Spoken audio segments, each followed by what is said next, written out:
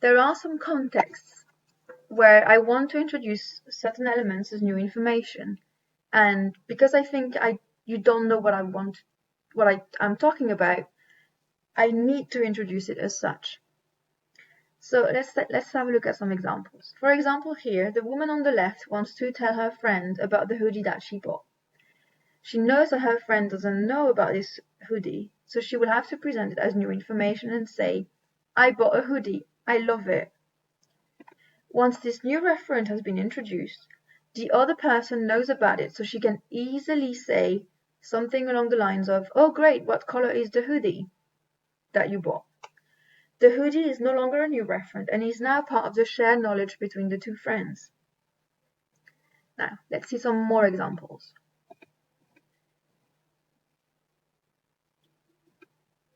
Here, you see, we are presented with new information first, but the second sentence refers to the same song that was mentioned before.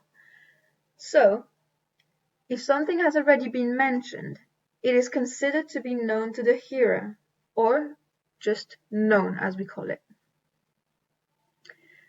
This is a similar example, except this time you will see the speaker does not use the exact same noun. First, they mention his wife and 3 children when talking about Bob. Then it makes it easier for him to say the family, as it refers to something that has already been mentioned. There are also cases where you don't need to mention something before talking about it.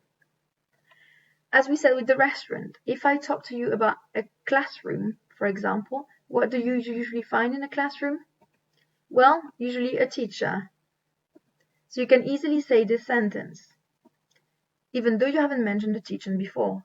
Because you mentioned the classroom, it is no surprise that there is a teacher there, as we all know that teachers normally work in classrooms.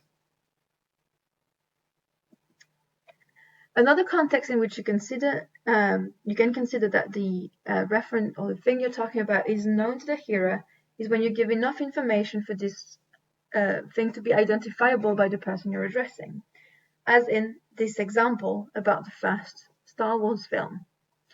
There's enough information in there for the person you're addressing to know that you are talking about this Star Wars film. So if you give enough details about the thing you're talking about, the person you're addressing will know exactly what you're talking about. Another case is when the referent or the thing you're talking about is expected to be known by everyone, and it is uniquely identifiable. So, for example, if you talk about the Paleolithic age, it is considered known to the hearer because it is uniquely identifiable.